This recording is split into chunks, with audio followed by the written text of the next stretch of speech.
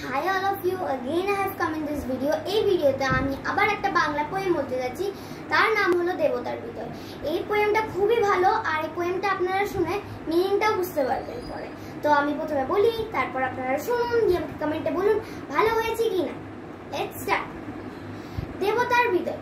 দেবতা মন্দিরে মাঝে ভগৎ প্রবীণ, জপিতেছে জপামালা বসে নিশিদিন। হেন কালে সন্ধ্যেবেলা ধুলি মাখা দেহে, বস্ত্রহীন জীর্ণ দিন পুষিল সে গেহে।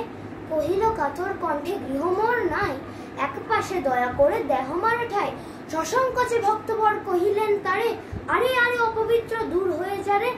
সে কহিল চলিলাম চক্ষের নিমিষে, ভিখারি ধরিল মূর্তি দেবতার বেশে।